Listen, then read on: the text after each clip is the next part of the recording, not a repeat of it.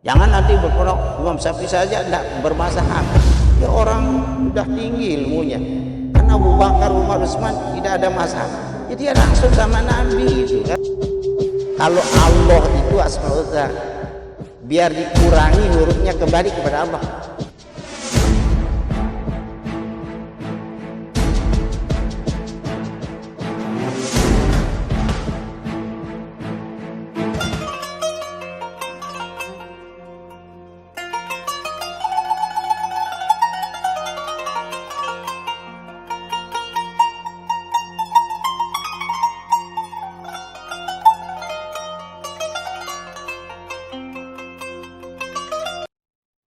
Assalamualaikum warahmatullahi wabarakatuh. Waalaikumsalam warahmatullahi wabarakatuh.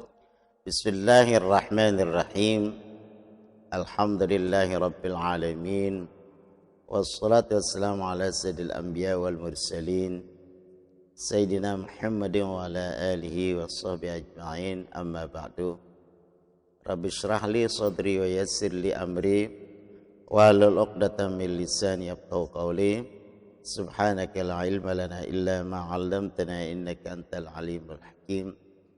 La haula wala quwata illa billahil aliyil azim. Anak-anakku sekalian, pada malam ini materi pengajian kita yaitu mengenai tentang sistem bermadhab. Madhab itu adalah dari zarab makan, artinya tempat pergi.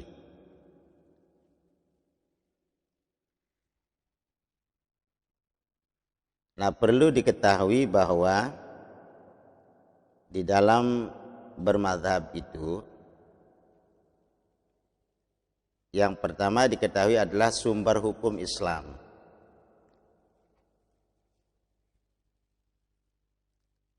Dalam menyelesaikan persoalan hukum, golongan ahli sunnah wal jamaah, kalau di NU namanya aswaja,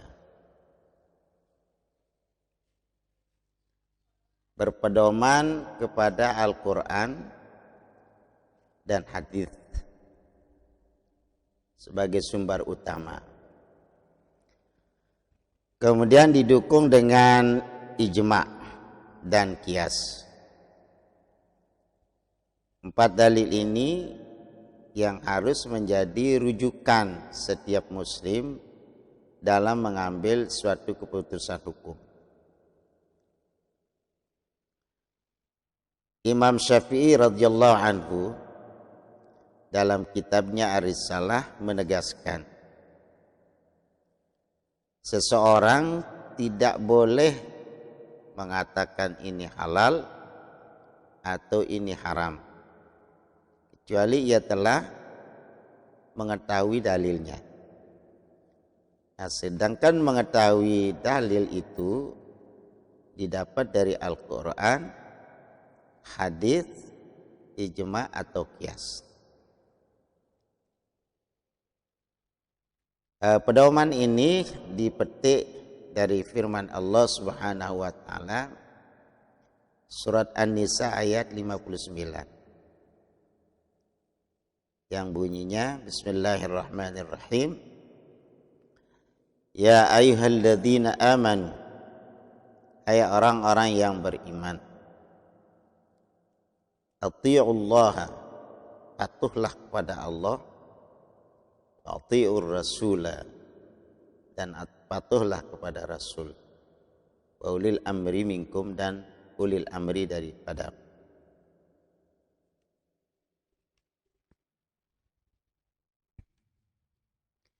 Wa in tanaza'tum fi syai'in, dan jika kamu berselisih dalam sesuatu, farudduhu ilallahi wa rasul, maka kembalilah kepada Allah dan Rasul.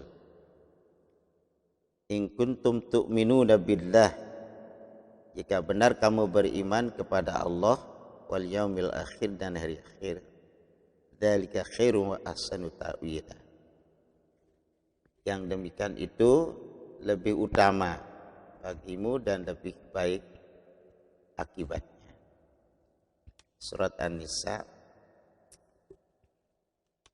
ayat 59. Menjelaskan ayat ini, Syekh Abdul Wahhab Al-Khalaf menyatakan bahwa perintah untuk taat kepada Allah Subhanahu wa taala dan Rasul-Nya merupakan perintah untuk mengikuti Al-Qur'an dan hadis. Sedangkan perintah untuk mengikuti ulil amri merupakan anjuran untuk mengikuti hukum-hukum yang telah disepakati atau ijma. Oleh para mujtahid, yang disebut di sini mujtahid yaitu mujtahid mutlak.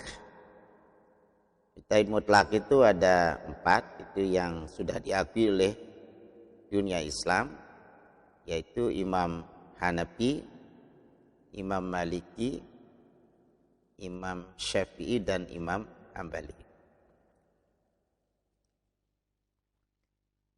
Sebab merekalah yang menjadi ulil amri.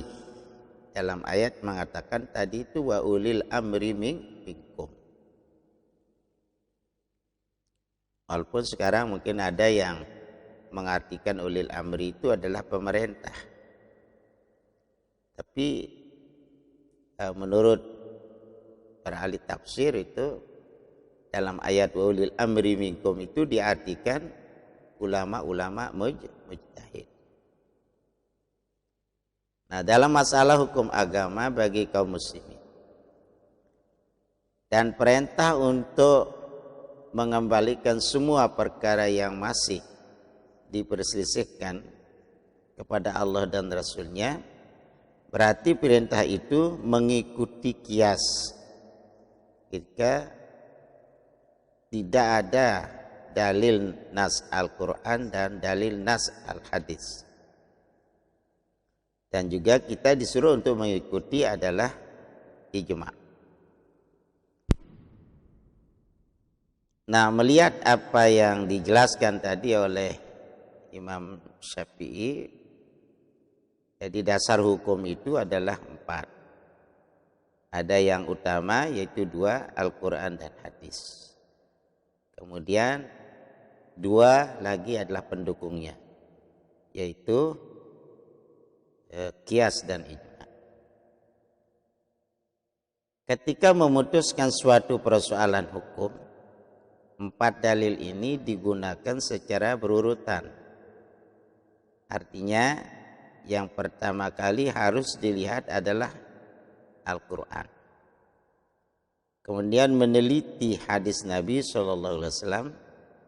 Jika tidak ada, maka melihat ijma ulama. Dan yang terakhir adalah menggunakan qiyas para fuqaha. Fuqaha itu artinya orang yang ahli di dalam bidang fikih, disebut fuqaha.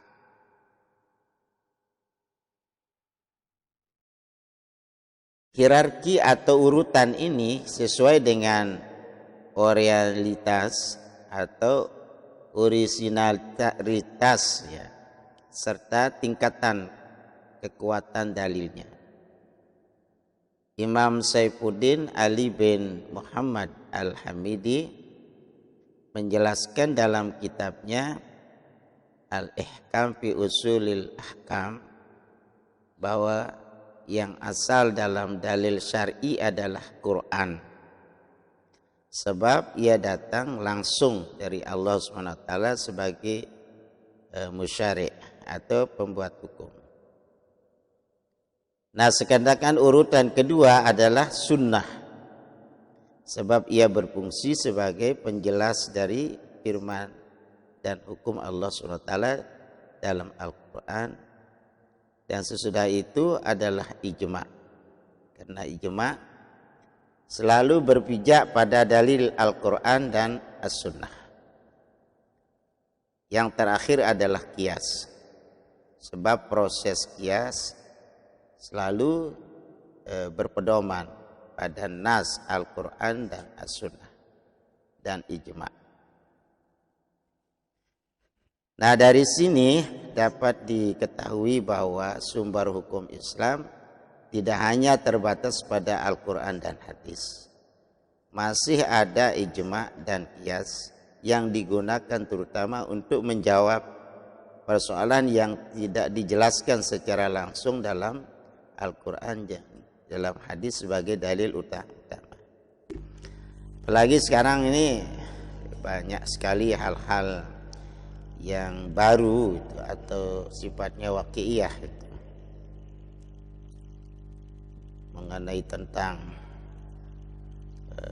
SMS, kemudian mengenai tentang ada orang ceri lewat HP, itu membutuhkan qiyas, juga membutuhkan ijma' ulama. Nah, coba kita bahas sekarang ini mengenai tentang Al-Quran. Apa sih itu Al-Quran? Definisi Al-Quran ialah al-lafzul munazzalu ala Muhammadin sallallahu alaihi wasallam lil i'jazi bi suratin minhu al-muta'abbadi bi tilawatihi. Jadi Al-Quran adalah lafaz yang diturunkan kepada Nabi Muhammad sallallahu alaihi wasallam melalui Jibril sebagai mukjizat lil i'jaz. Jadi Al-Quran ini termasuk mukjizat dengan salah satu surat saja, dan merupakan ibadah apabila membacanya. Itu Al-Quran. Kalau kita baca Al-Quran dengan tidak berwudu dapat 10. Kalau kita berwudu dapat 20. Kalau dalam sholat 100 per huruf. Misalnya kita baca alif lam mim misalnya, karena di dalam tulisan itu ada namanya jamal sagir, ada namanya jamal kabir gitu. Misalnya kalau alif itu 1, ini namanya jamal sagir. Tapi kalau kita jadikan dia jamal kabir, alif itu 3 hurufnya. Alif, lam dengan pa. Kemudian lam juga demikian, kalau jamal sagirnya 1 aja. Tapi kalau jamal kabirnya 3. Lam, alif dengan mim. Jadi alif, lam. Sama dengan mim. Kalau jamal sagirnya ditulis 1. Tapi kalau jamal kabirnya ditulis 3. Mim. Mim ya dengan mim. Nah, kalau dalam Al-Quran bukan jamal sagirnya yang diberikan pahala, tapi jamal kabirnya. Misalnya alif itu berarti 3. Kalau misalnya kita baca Al-Quran itu tidak berwudu, alifnya 1, lamnya 10 ya. Alifnya 10, lamnya 10, fa-nya 10. Jadi kalau kita mengatakan alif itu sudah pahalanya 30. Tapi kalau kita berwudu menjadi 20 kali 3 berapa itu? 60. Nah, 60 kali 3 berapa itu? 120. 60. 120. Kalau dalam sholat kita baca itu 100 per huruf itu. Jadi 100 kali jadi 900. Alif lam mim. Berapa itu? 1 miliar. Ya, masa 1 miliar itu? Kan 100. Kan tadi 300 kali 3. 900. Jadi 900 itu. Kalau kita baca dalam Nah, ya itu pahalanya itu. Inilah Al-Qur'an. Karena kalau kita baca menjadi ibadah. Allah SWT menjamin bahwa Al-Quran terjaga dari berbagai upaya tangan-tangan kotor yang ingin merubah untuk menyisipkan walau hanya satu huruf. Ini sudah firman Allah itu dalam surat Hijr itu ayat 9, inna nahnu nazzalna dzikra wa inna lahu lahafizun. Sungguhnya kamilah yang menurunkan Al-Quran dan sesungguhnya kami benar-benar memeliharanya. Nah, banyak sudah sekarang untuk berusaha untuk merubah Al-Quran, tapi dia ketemu saja. Bahkan orang-orang yang luar Islam itu misal membuat Injil itu seperti Al-Quran ada itu sekarang itu. Tapi pasti ketara. Karena Allah sudah menjamin dia menurunkannya dan dia yang memeliharanya. Nah, secara keseluruhan Al-Quran itu terdiri dari 6.666 ayat. Kemudian juznya itu adalah suratnya 114. Sedang juznya adalah 30 juz. Hal tersebut telah diuji dengan menggunakan metode ilmiah oleh para ahli fisiologi atau ahli tentang manuskrip dunia. Itu pernah dicontohkan oleh Dr. Muhammad Mustafa Al-Azami mengutip keterangan dari Profesor Hamidullah. Nah, ini mengenai tentang Al-Quran.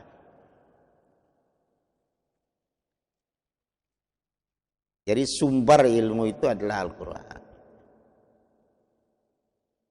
Dan juga dibaca Al-Quran itu kepada ahlinya. Makanya kalau kita belajar Quran dari huruf Latin pasti salah.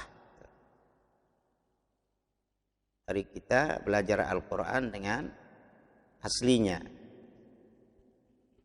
Dan juga orang-orang yang fasih, yang baik tajwidnya.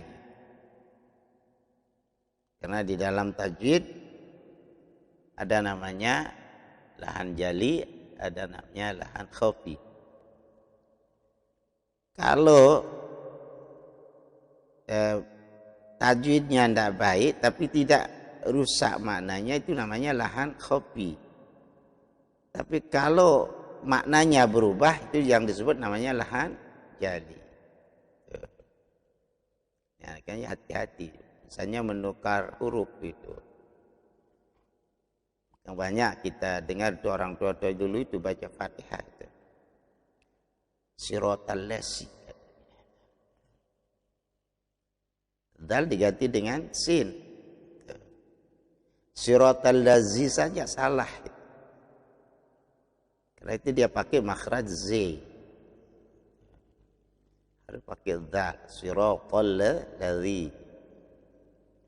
Tapi perlu diketahui bahwa belajar ilmu tajwid itu hukumnya bid'ah wajib.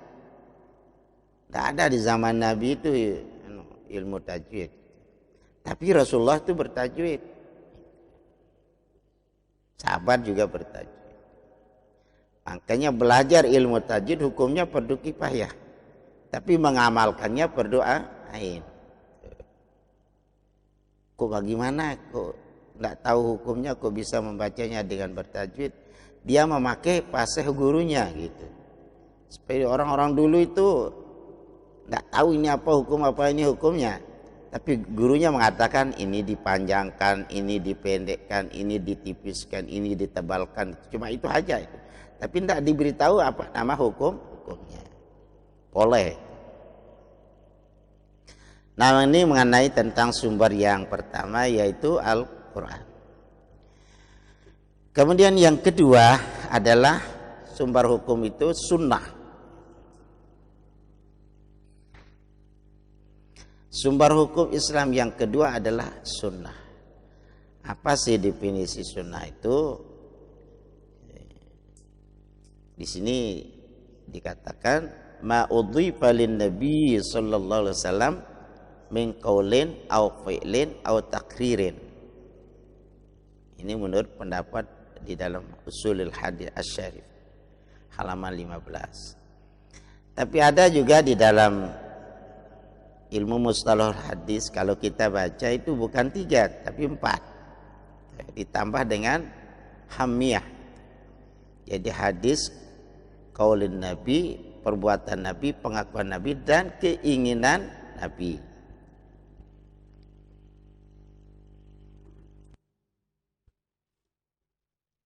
Apa itu sunnah qauliyah itu? Yakni semua ucapan Nabi SAW yang menerangkan tentang suatu hukum. Seperti perintah Nabi SAW untuk berpuasa Ramadan apabila telah melihat bulan atau sudah ru'yah. Nah, bunyi hadisnya, sumu li ru'yatih, aftiru li ru'yatih. Wa in gumma fa akmilu iddatas sabana salasina yauman. Berpuasalah kamu karena melihat bulan, berbukalah kamu karena melihat bulan. Kalau ada mendung, kita sempurnakanlah Syaban 30 hari. Nah, ini namanya qauliyah. Atau ada juga mengatakan tentang hadis niat. Nah, ini kalau kita mau cari dalil niat di dalam Al-Quran, tidak ada itu. Ada di dalam hadis. Kalau hanya kembali kepada Quran saja, berarti nanti tidak bisa niat. Kalau tidak berniat, bukan namanya ibadah, itu namanya adat. Rasulullah mengatakan, innamal a'malu bid niat. Hanya saja sahnya ibadah itu adalah dengan niat. Ini ada yang menggolongkannya di dalam hadis qauliyah. Kemudian yang berikutnya, yang kedua adalah fi'liyah, yaitu semua perbuatan Nabi SAW yang terkait dengan hukum, seperti tata cara sholat yang beliau kerjakan. Nah, hadis Nabi mengatakan, sallu kama ra'aitumuni usolli. Sholatlah kamu sebagaimana engkau melihat aku sholat. Nah, disinilah pentingnya mazhab itu. Karena kita tidak pernah lihat Rasulullah itu sholat. Mimpi saja tidak. Dari mana kita dapat? Tentu dari sahabat, tabi'in, terus kepada mazhab, terus kepada ulama. Kalau kita agak nekat mengatakan harus kembali kepada Al-Quran. Kalau kita tanya, hadis yang mengatakan sallu kama ra'aitumuni usolli, salatlah kamu sebagaimana kamu lihat aku salat. Apakah pernah dia melihat Nabi salat? Nah, tentu kita dapat dari sahabat, ulama. Sama juga dengan rukun sembahyang. Rukun sholat itu ada mengatakan 13, ada mengatakan 19. Misal di Masailah kita baca 19, ada yang mengatakan 17. Nah, yang mengatakan begini itu adalah bukan Nabi SAW, tapi para ulama.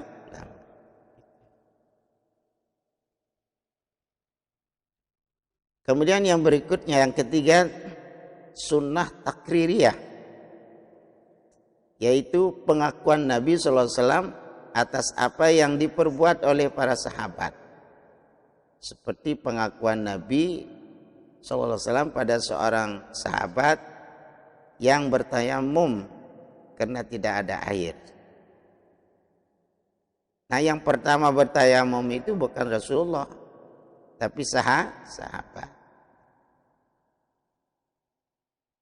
Nah, jadi disetujui oleh Rasulullah SAW bahwa bertayamum dengan tanah. Cuma ada mengatakan kaifiatnya yang diajarkan itu. Karena ada dulu dia katanya bolak-balik seperti kuda aja itu. Nah, lalu diberitahu caranya. Kemudian yang keempat itu hamiyah. Itu hadis hamiyah itu seperti puasa Asyura. Karena orang-orang Nasrani atau orang agama lain itu dia peringati tentang Nabi Musa itu, lalu dia berpuasa pada bulan Asyura. Lalu Nabi mengatakan, aku lebih pantas puasa pada tanggal 10 Asyura itu. Tapi kalau aku masih hidup sampai bulan Asyura.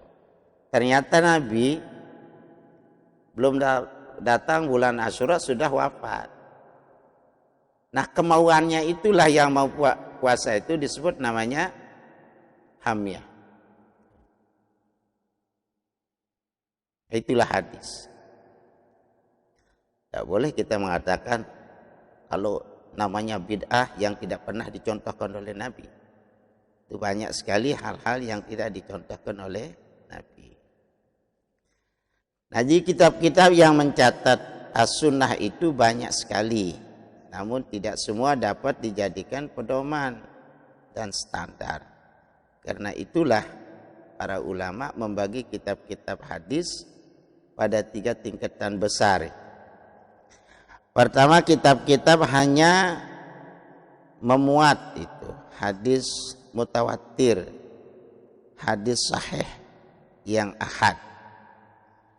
Nah, menurut ilmu mustalahul hadis, pada garis besarnya hadis itu dibagi 2. Ada namanya hadis mutawatir, ada namanya hadis uhad. Kalau hadis mutawatir itu ialah hadis banyak sekali yang meriwayatkan hadis itu. Nah, tentu karena banyak perawinya, banyak sanadnya, tidak mungkin orang banyak itu akan berbohong, sepakat bohong atau sepakat mengatakan ini lebih cenderung kita mengatakan sepakat benar itu. Kita beri contoh, misalnya ada di pasar di sana orang tabrakan, dilihat oleh orang banyak. Semua pulang mengatakan di pasar itu ada orang tabrakan. Nah, tak mungkin orang itu akan bersepakat mari kita bohong. Tak mungkin. Nah, oleh karena itu hadis mutawatir ini bisa dijadikan sebagai dasar hukum. Kalau di dalam Masailah sudah pernah saya baca itu mengenai kalau kamu melihat matahari maka hendaklah kamu bersaksi. Nah, inilah yang punya bagian itu adalah hadis uhad itu.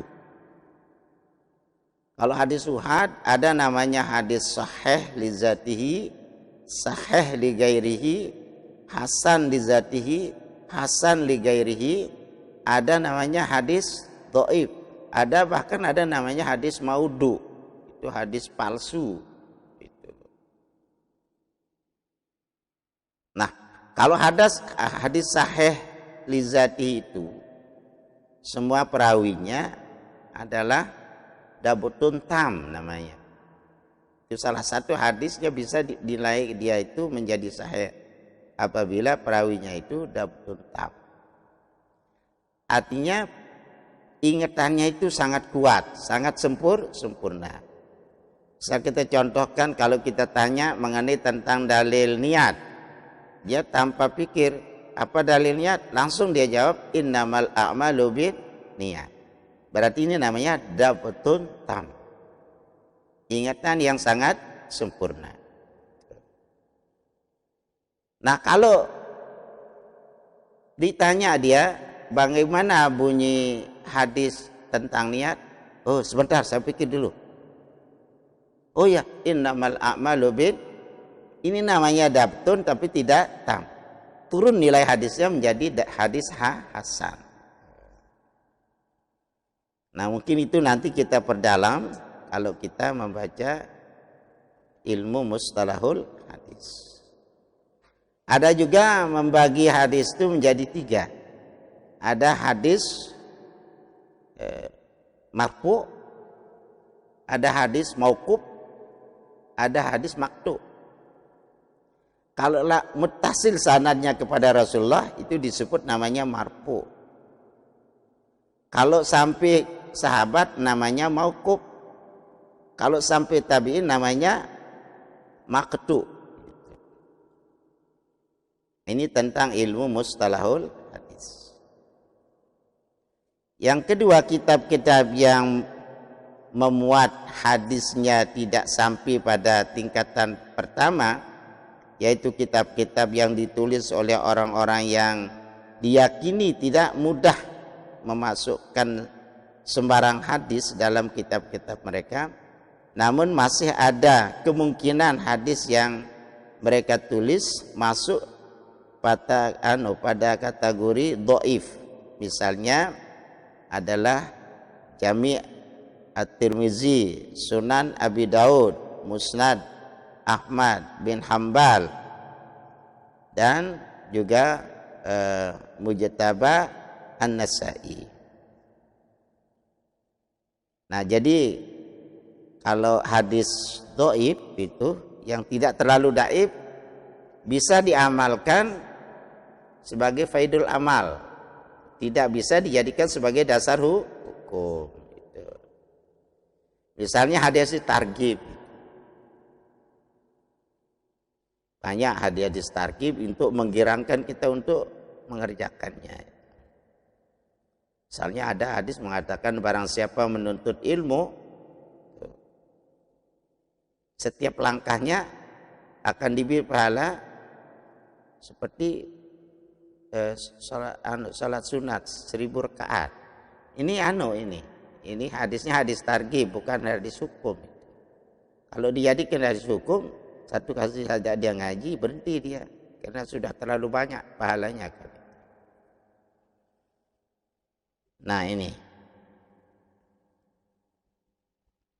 Jadi kitab hadis yang banyak memuat hadis dhaif, namun kebanyakan para perawinya tidak diketahui keadaannya, apakah tergolong fasik atau tidak.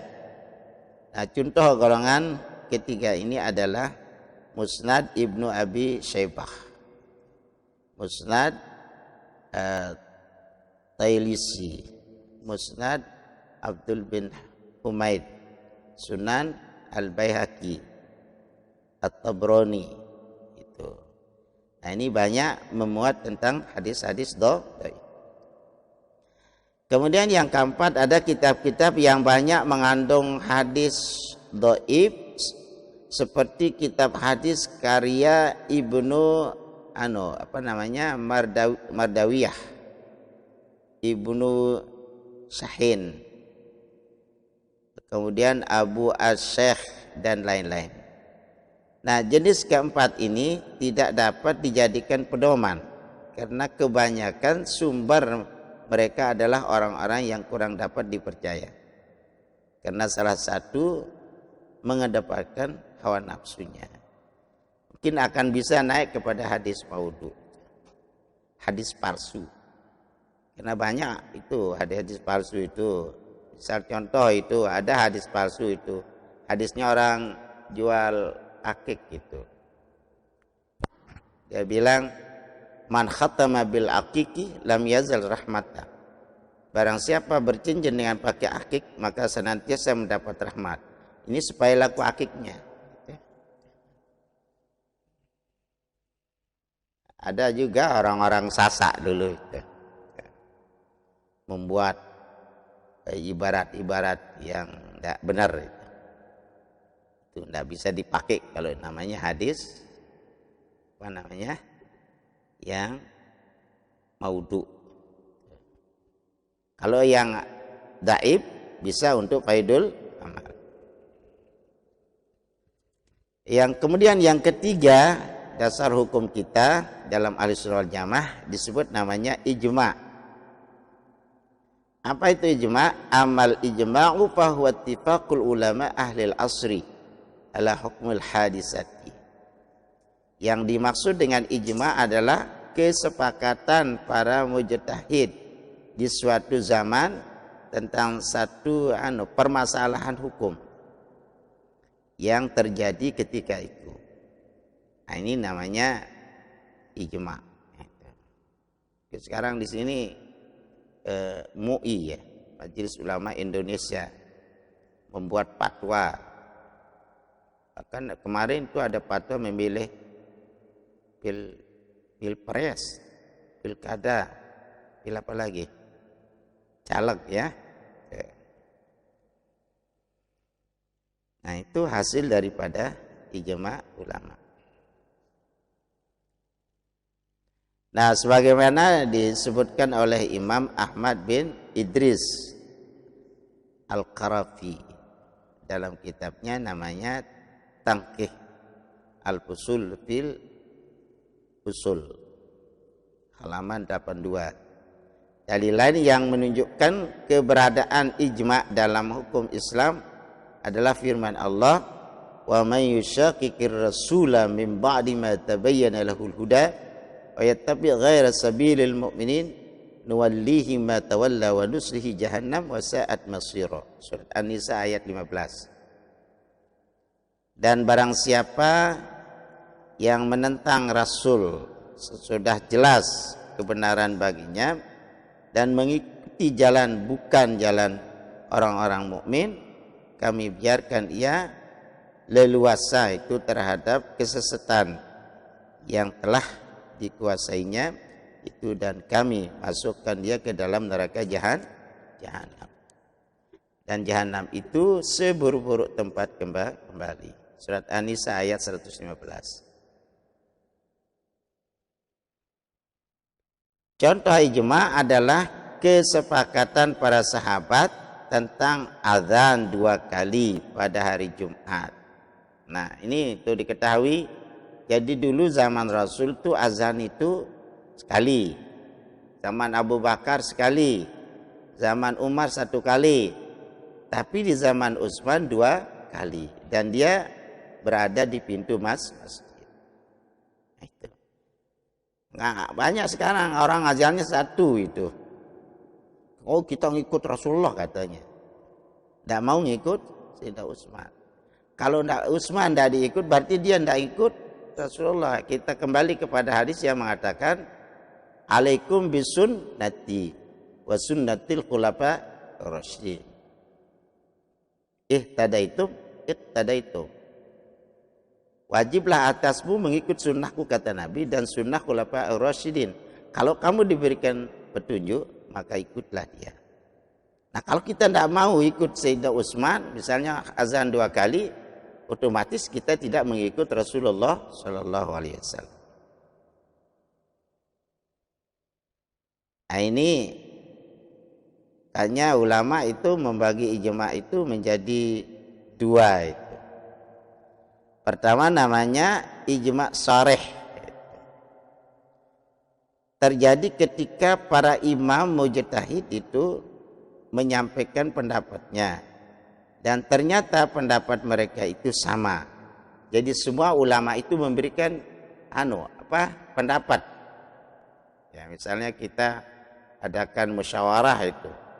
Lalu semua ulama yang hadir itu memberikan pendapat gitu. Itu dinamakan ijma' sharih.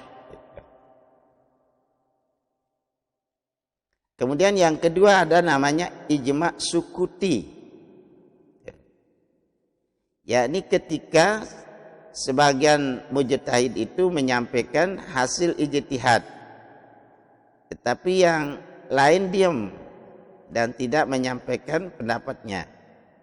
Nah, dalam hal ini diam berarti setuju. Sama dengan kita musyawarah itu. Ayo, siapa yang punya pendapat silahkan. Enggak ada katanya. Bahkan 1-2 itu kan yang mengeluarkan. Kadang-kadang banyakan yang diam itu berarti setuju. Nah kalau dia diam berarti setuju. Hanya nanti kalau dia gugat di belakang itu bisa kita tolak itu kan. Karena dia sudah sama-sama musyawarah secara ijma. Yang diam itu namanya ijma sukuti. Yang berbicara itu namanya ijma soreh. Pernah saya dulu ambilkan pengantin itu di Kebon Sudak itu. Nih ada di sini itu. Saya dulu disuruh ambil pengantin saja itu. Pernah ke Beruru juga saya ambil pengantin itu. Terus, kalau yang sulit-sulit saya yang disuruh itu. Sampai di Kebon Sudak dulu. Terus perempuan itu walinya lah itu, keluarganya. Jangan sok-sok ambil, kita tanya dulu anak kita katanya.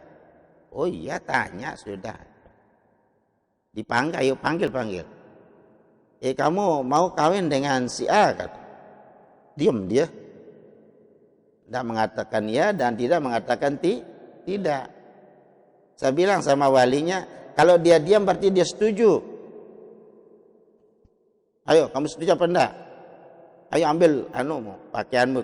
Dia masuk ke dalam. Saya kira masuknya tidak akan keluar lagi. Ternyata bungkusannya yang dibawa keluar itu. Nah ini membuktikan, makanya nanti ini anak-anak saya yang perempuan ini kalau diam berarti setuju. Mau kawin dengan saya katanya. Diam dia. Ya turis ya. Kalau ada nanya yang diam-diam ambil saja terus dia setuju itu. Itu namanya ijma sukuti. Tapi ada juga yang berdalih itu. Katanya orang Bayi Mulak itu.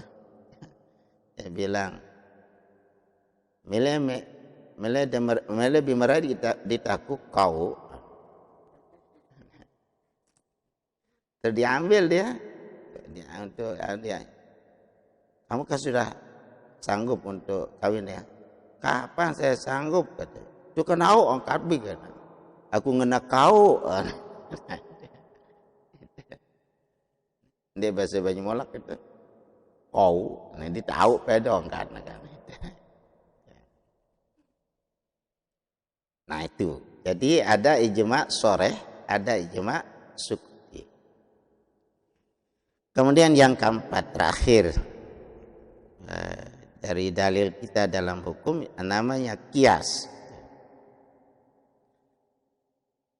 Al-Imam Ibnu Al-Hajib Al-Maliki menjelaskan definisi kias sebagai berikut. Qala Ibnu Al-Hajibi huwa musawatul far'il asla fi illati hukmihi. Ibnu Hajib mengatakan kias adalah menyamakan hukum cabang atau far'i kepada asal karena ada kesamaan ilat sebab hukumnya. Nah itu jadi ini tidak ada dalilnya, tapi ada kesamaannya pada dalil asal. Itu namanya qiyas. Nah dalam kitab Tangkil Al-Fusulul fil Usul itu dijelaskan itu bahwa dalil qiyas dalam Al-Quran surat Al-Hasyr ayat 2, i'tabiru ya ulil absar. Maka ambillah kejadian itu untuk menjadi pelajaran. Nah, jadi orang-orang yang mempunyai pandangan. Nah, contoh kias adalah perintah untuk meninggalkan segala jenis pekerjaan pada saat azan Jumat dikumandangkan. Nah, hal ini disamakan dengan perintah untuk meninggalkan jual beli pada saat-saat tersebut. Yang secara langsung itu dinyatakan dalam Al-Quran, itu firman Allah, ya ayyuhalladzina amanu idza nudiya lis-salati fas'au ila dzikrillah wa dzarul bai'. Wahai orang-orang yang beriman, apabila kamu dipanggil untuk mengerjakan sholat pada hari Jumat, maka bergegaslah kamu untuk zikir kepada Allah, atau dalam arti zikir sini mengerjakan sholat Jumat, dan tinggalkanlah jual beli. Ada juga dalil kias yang lain itu. Wala taqul lahuma uffin. Jangan kamu katakan kepada ibumu itu cis. Mengatakan tidak boleh sama ibu. Bagaimana kalau memukulnya? Bagaimana kalau menendangnya? Bagaimana kalau memakinya? Nah, ini kias. Itu dikias dari kata up.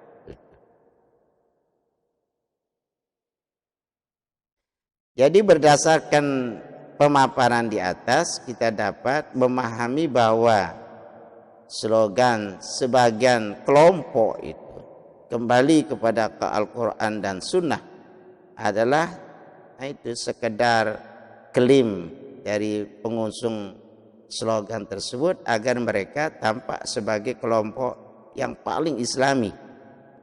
Padahal kenyataannya mazhab yang 4 dan para pengikutnya juga menggunakan Al-Quran dan Sunnah sebagai sumber hukum utama. Baru ketika tidak ditemukan nas secara tersurat, maka digunakan ijma' dan qiyas dan metode istinbat yang lain. Nah, kalau kita terpaku hanya kepada teks Al-Quran ataupun As-Sunnah saja, ketika kita tidak akan menemukan teks yang secara jelas menetapkan keharaman narkoba. Jadi zaman Rasul itu tidak ada narkoba itu. Tapi dia pakai apa? Dalil qiyas.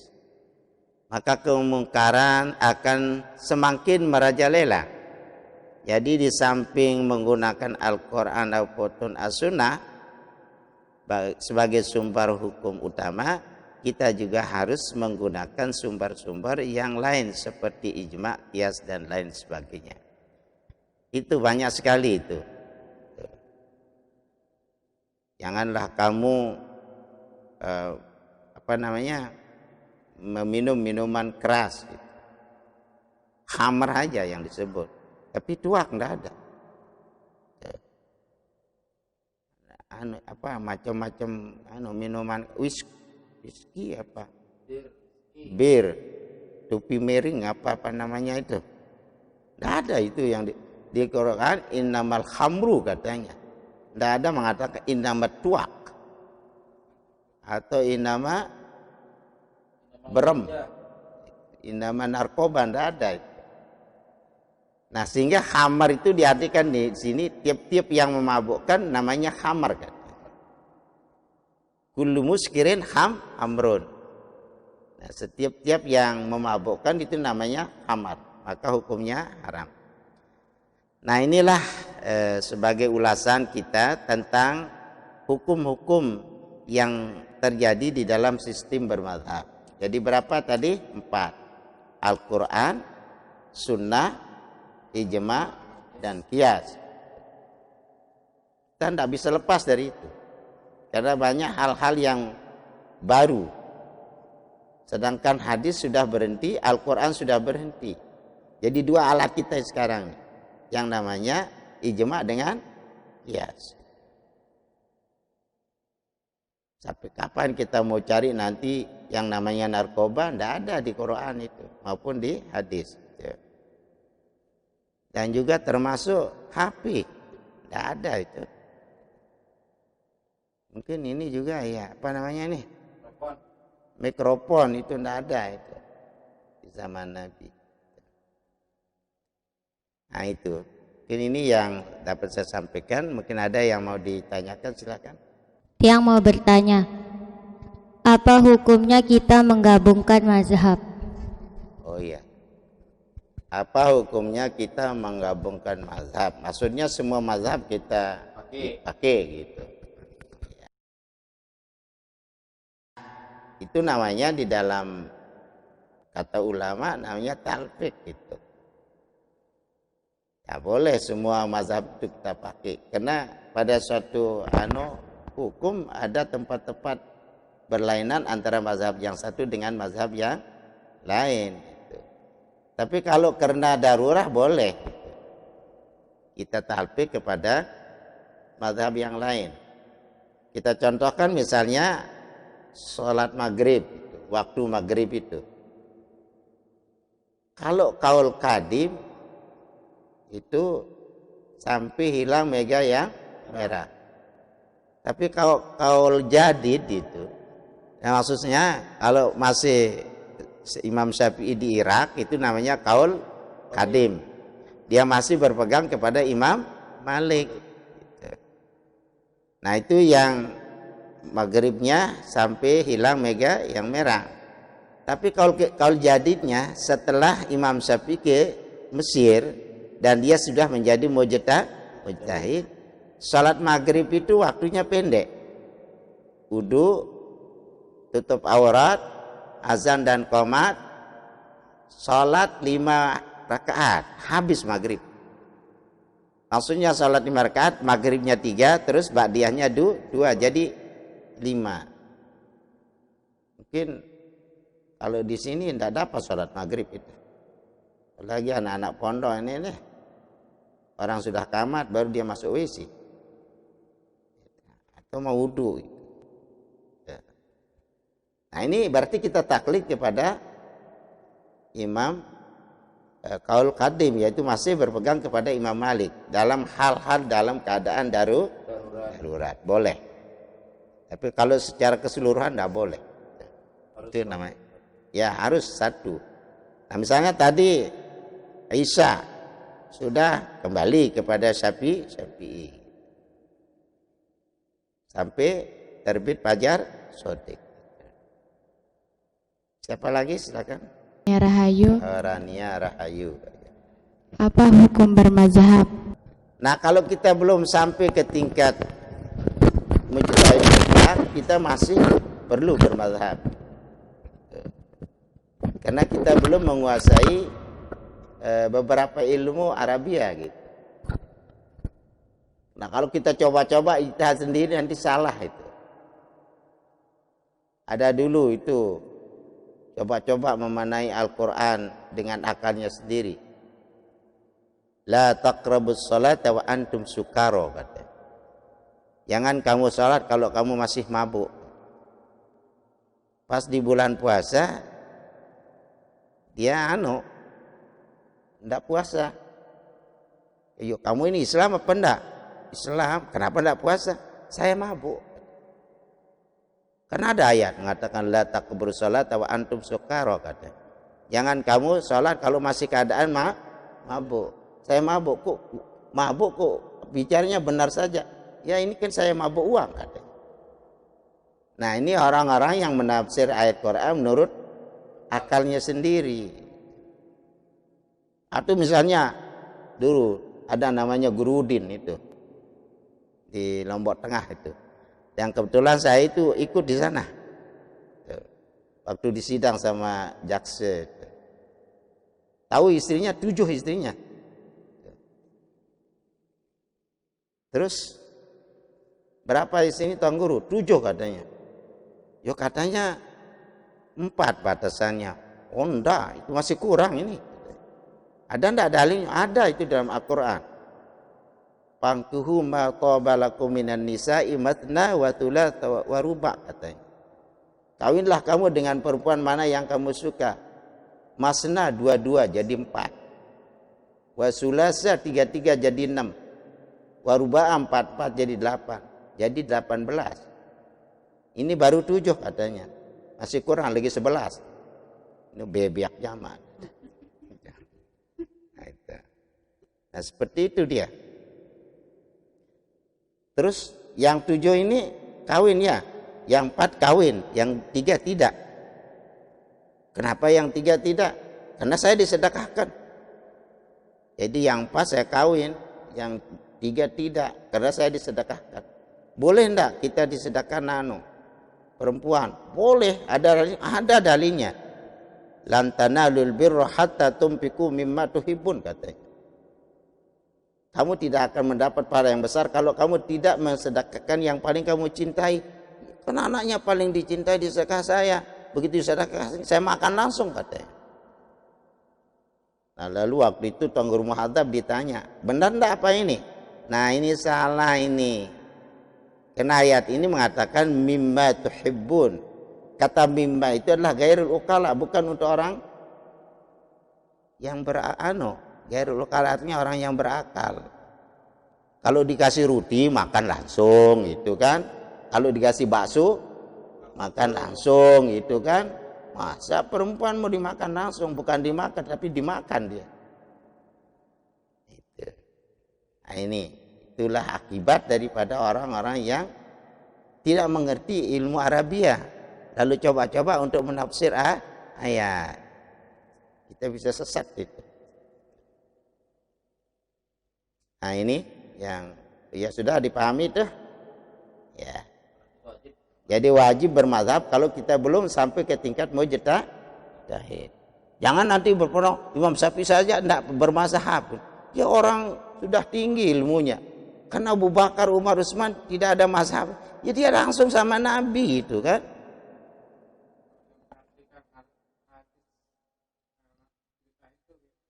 Bagaimana?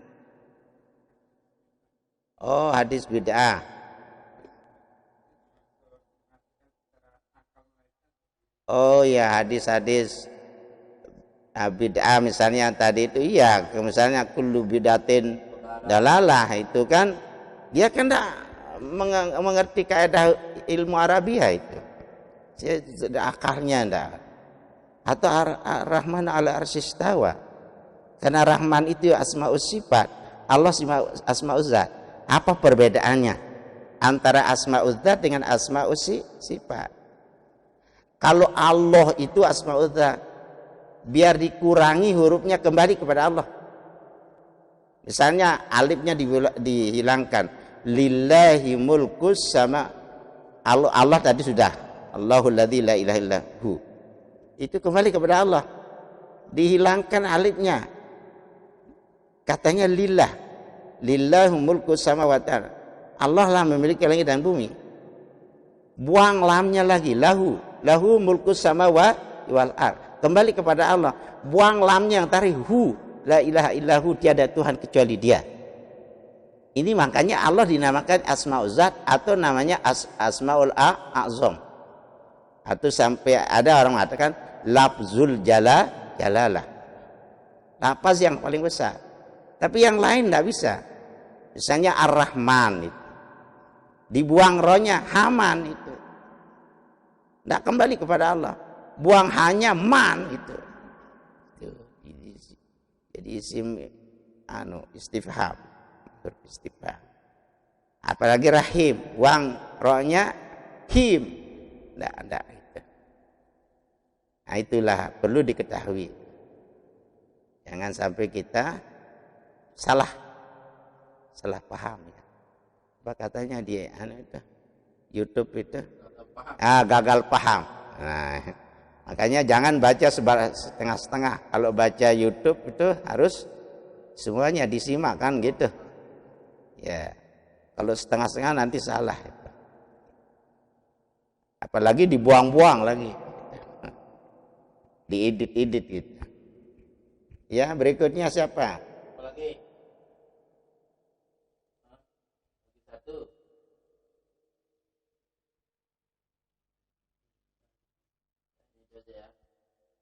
Ada lagi?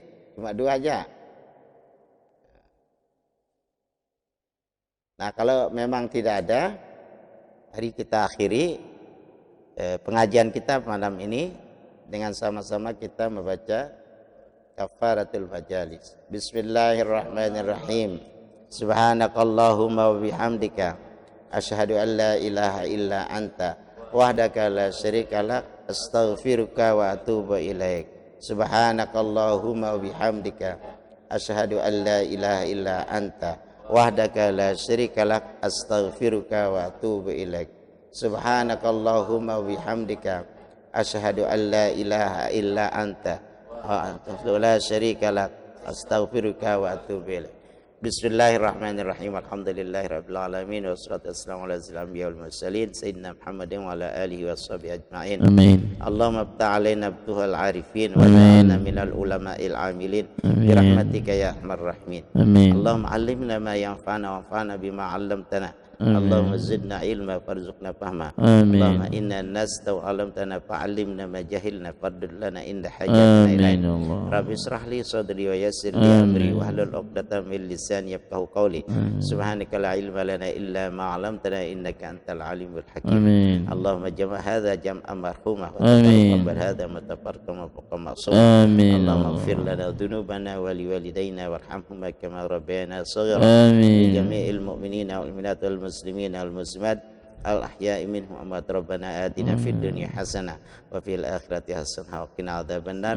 Sallallahu alaihi wasallam Muhammad. Alhamdulillahirabbil alamin. Al-Fatihah. Bismillahirrahmanirrahim. Alhamdulillahirabbil alamin arrahmanirrahim maliki yaumiddin na'budu wa nasta'in ihdinas siratal ladzina an'amta 'alaihim. Demikian kalau lebih mohon maaf. Hadanallahu ila sabilil falah wa ila darin najah wal muwaffiq ila aqwamit thariq.